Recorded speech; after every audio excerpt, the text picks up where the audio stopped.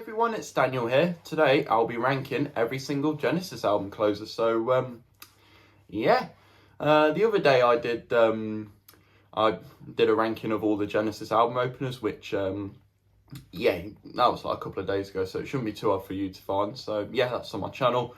It's also on the rankings playlist, so everything's all in chronological order.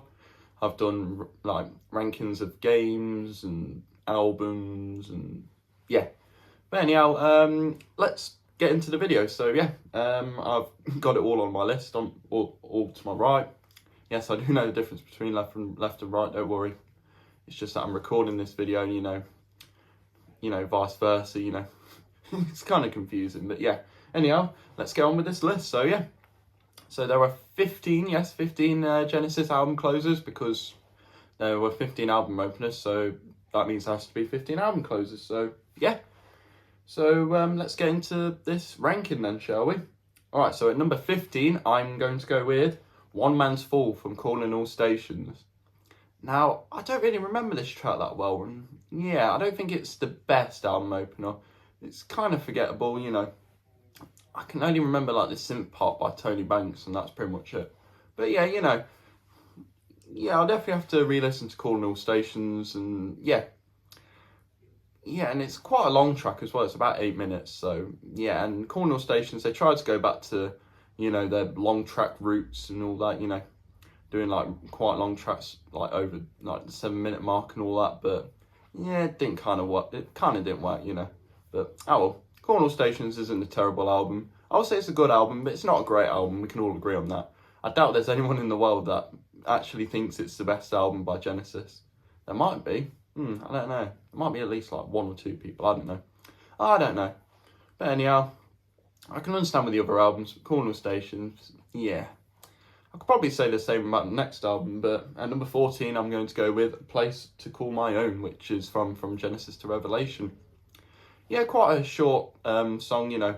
All the songs on from Genesis to Revelation are under the 5 minute mark, which yeah, that's fair enough, for a psychedelic pop album. But yeah, this one's kind of forgettable as well, in my opinion. But I will definitely have to re-listen to the album again. And yeah, probably this track might click with me, It's quite short, There's some strings in it. And there's only a few lines from Peter. But yeah, not a bad track, not a bad album from Genesis to Revelation, Yeah, it is like, I don't know, it feels a bit out of place compared to the other Genesis albums, in my opinion. But yeah, I will save that for another day. So yeah, cool. So at number 13, I'm going to go with Follow You, Follow Me from And Then There Were Three. Of course, this was a big single. I actually really like this song.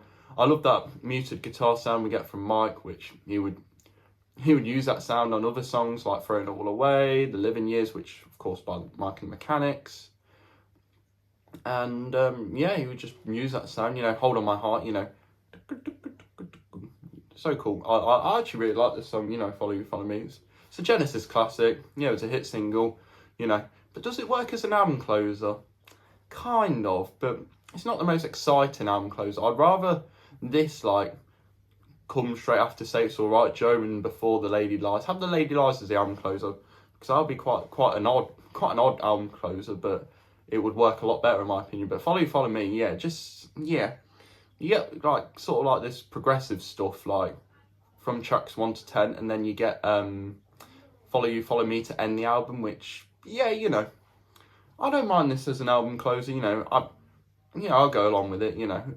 Phil's vocals at the end, the backing vocals, they fit really well to end off the album. But yeah, and of course, this would kind of tease what's to come of Genesis, from Duke onwards. But I absolutely love Duke, and Duke.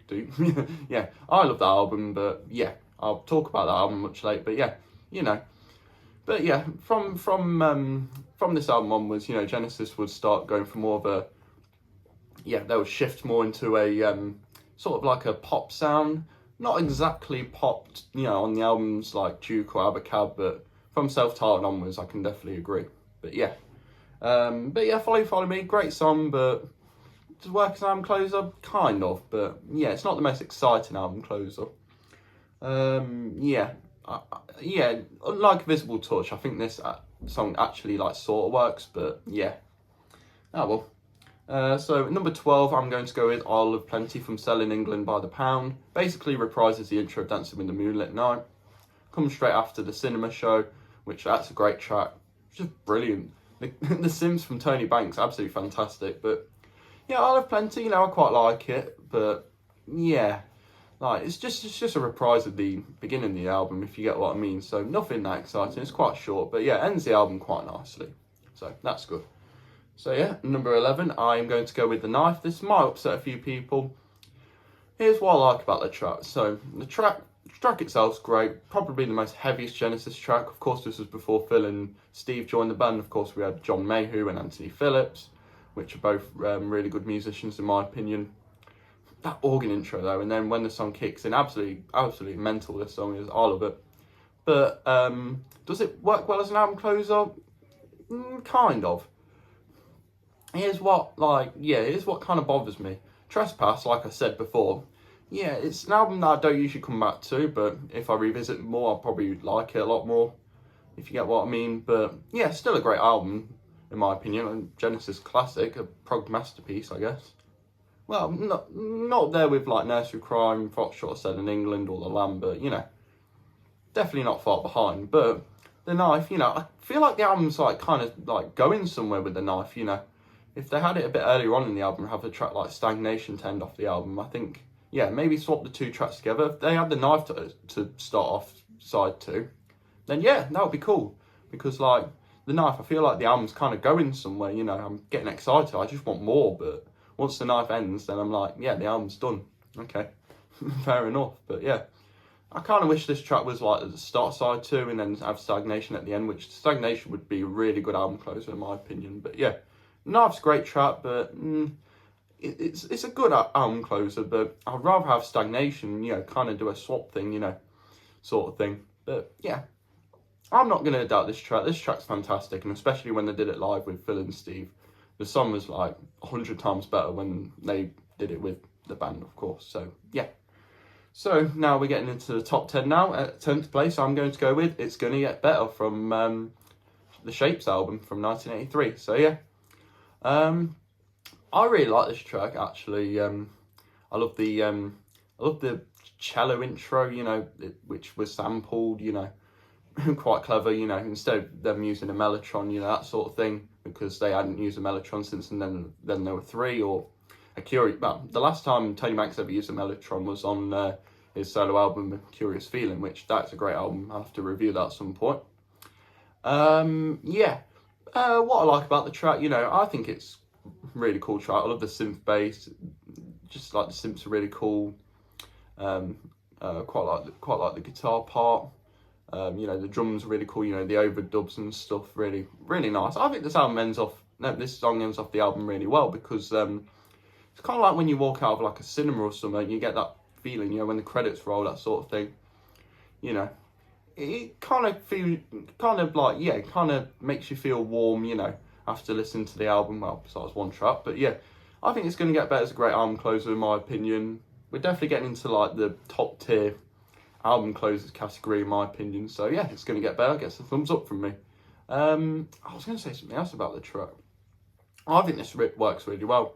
At first, I felt like having Silver Rainbow as the album closer, but probably not. I think this track actually works better now, because you get that you know, you get that strange intro and you're like, oh, what's this track going to be like? And then out of nowhere you get the drums and the synth bass, and then yeah, and then Phil starts singing. I love how he sings like high and then low. That's what I was going to say.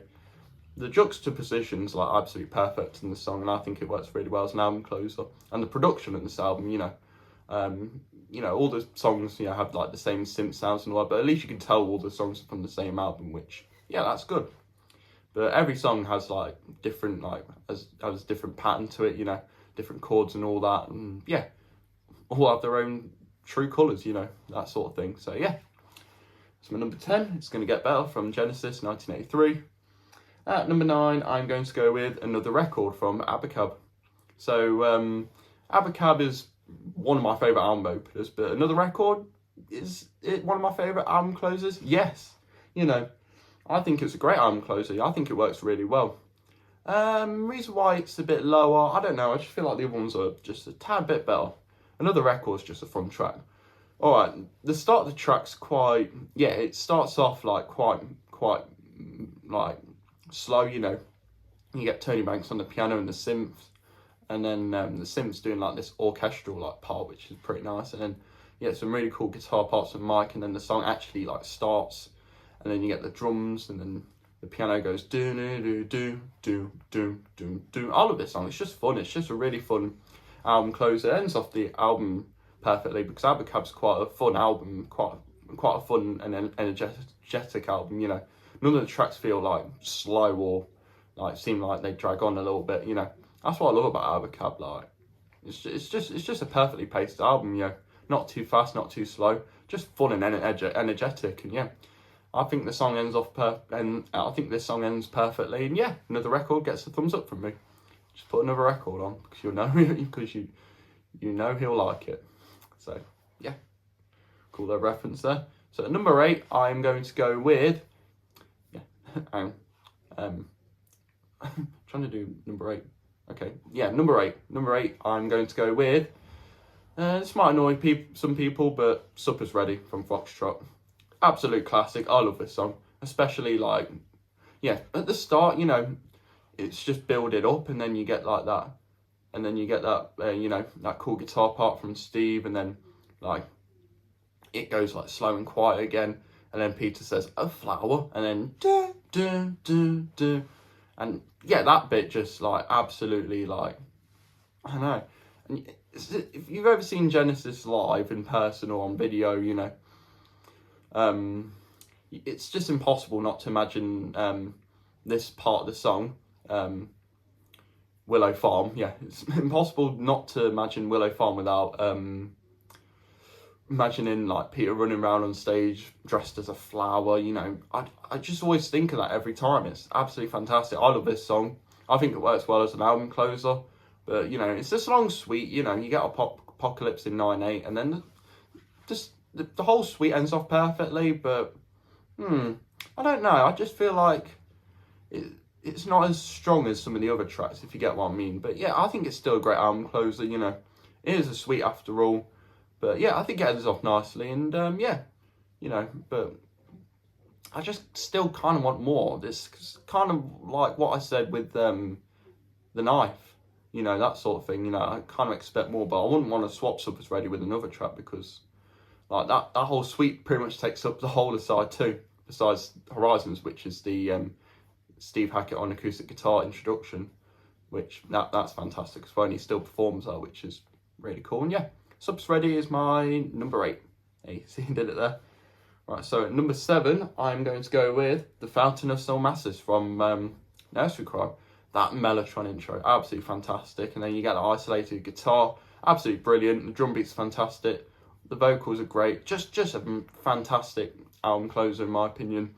This is where we're like getting into like the proper grand album closers from Genesis. I absolutely love The Fountain of Salmacis. Nursery Crime, I'm getting my head around the album really quick, which is really nice. And yeah, absolutely love Nursery Crime. So Fountain of Salmacis gets another thumbs up from me. So right, so at number 6, I'm going to go with Afterglow from Wyndham Wuthering. So yeah, this Afterglow is an absolutely beautiful track in my opinion. I absolutely love it, but yeah, it is a part of it's also a part of a threesome which ends the album, concludes the album Wyndham Wuthering, you know. Of course, the threesome starts with Unquiet Slumbers for the Sleepers, and then continues into In That Quiet Earth, and then finally ends off with Afterglow, which Afterglow, it's an absolute gorgeous track. I love it. That organ, the guitar, just beautiful track, and that absolutely crisp drum beat. I absolutely love it.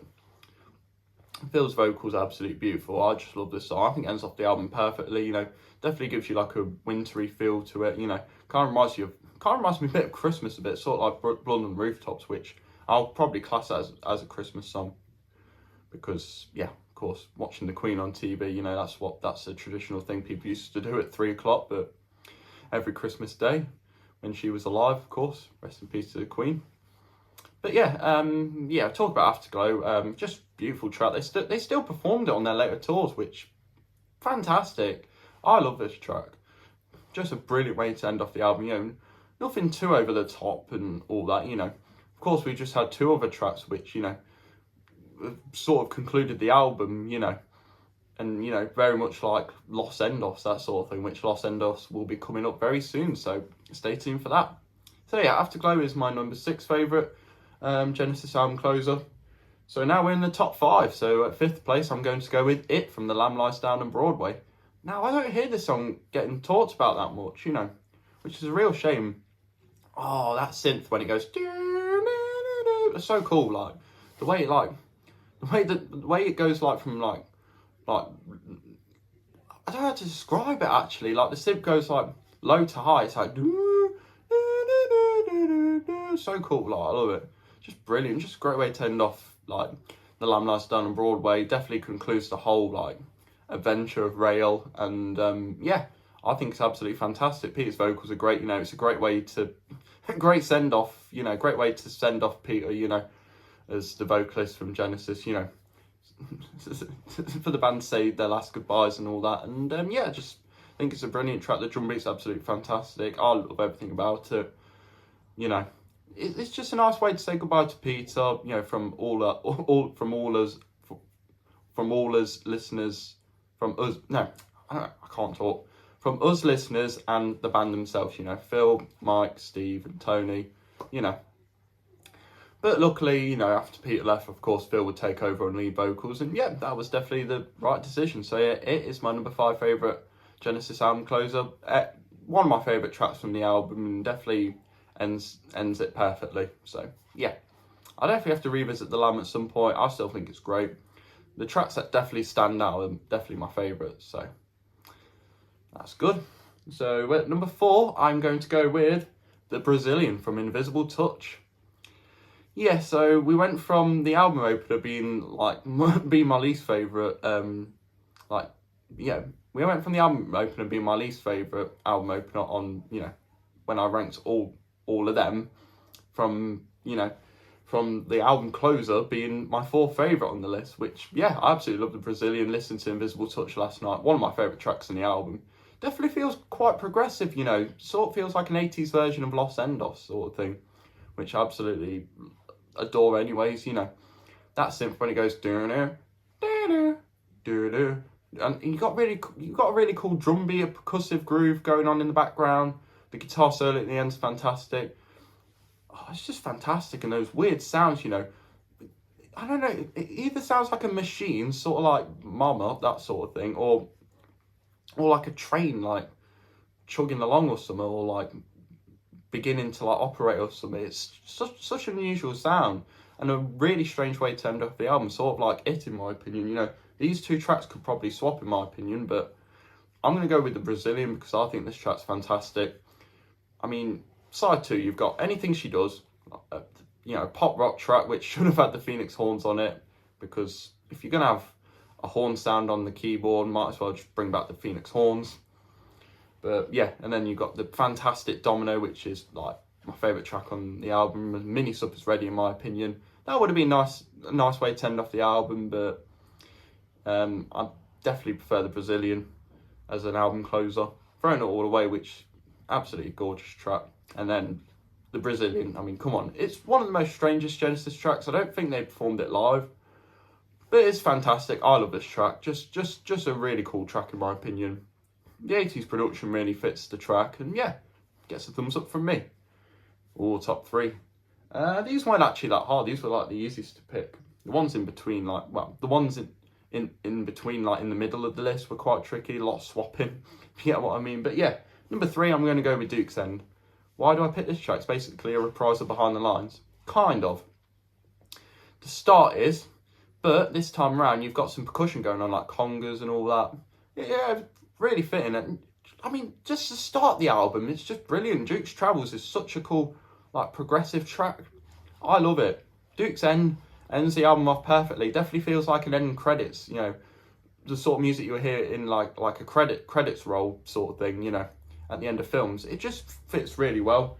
and you kind of get like a little reprise of Turn It On Again. The guitar's absolutely fantastic, and the way it ends, just when it goes just brilliant. It ends off with the piano, absolutely fantastic. Just love this track. Duke's Travels and Duke's End, you could probably like combine them two, sort of like the Dodo and Lurker Suite from Abacab. Do what you want. Just brilliant album closer in my opinion. So yeah. So now we're in the top two. Number 2, Los Endos. I mean, come on, what a track. You get a brief glimpse of It's Yourself, and then you get into Los Endos. You get this really cool percussive groove. It's brilliant. The way it builds up is fantastic. You know. And then you get a reprise of Dance on a Volcano. The Mellotron sounds fantastic. And then it goes do do do, and then that bass line, boom, just brilliant. And then you get some really cool octave pops on the bass, doom, doom, so cool, so cool. And then you get the do do do do do do do do, but it sounds way darker this time around. And then you get reprise of Squonk, which is one of the best tracks. And then you get one of the lines from Supper's Ready, like sung by Phil at the end. You know, a tribute to Peter leaving the band. That's, you know, that's really cool in my opinion. So yeah, thumbs up to this track, absolutely brilliant. I always get excited every time I listen to this track. Unlike the tracks at the bottom where like I get excited but I expect more, I actually don't expect more from this. Like after this track, you know, I feel like after the Squonk reprise, I just feel like, yeah, the album's done. It's pretty much like a credits, like, and then like a theme tune that would play in the end credits roll in a film, you know, that sort of thing. Very similar to Duke's End, well, Duke's Travels, Duke's End, yeah, same thing I guess. But yeah, Los Endos, great track, love it. What's my number 1?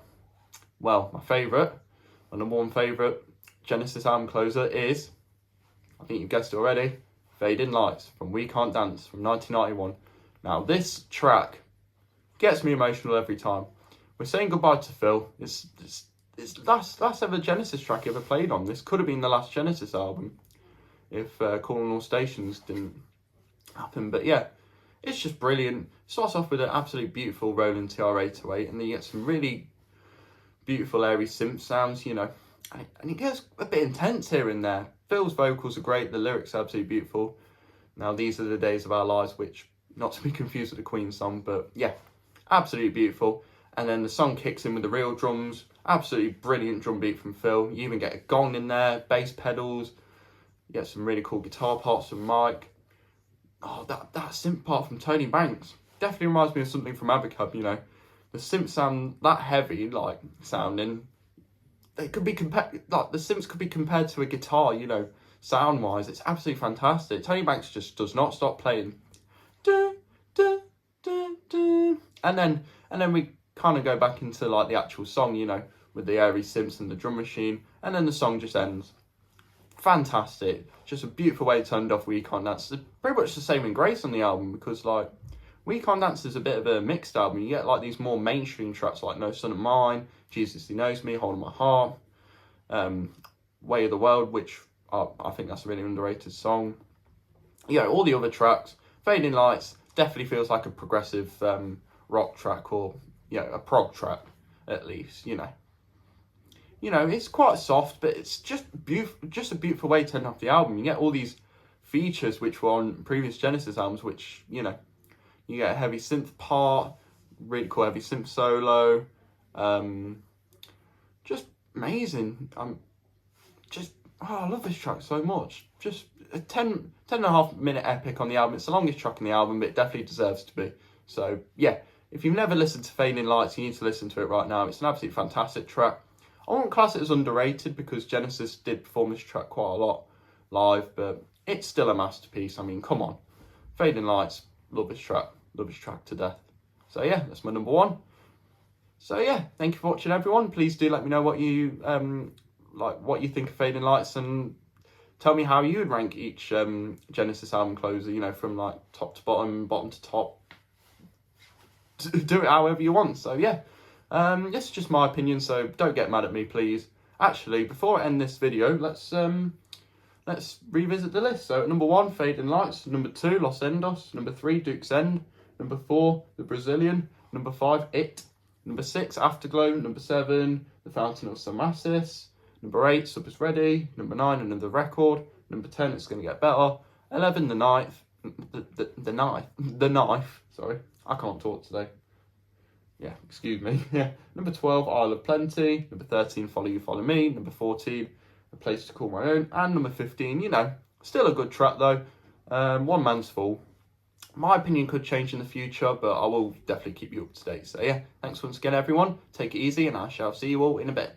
Yep, in a bit, and peace.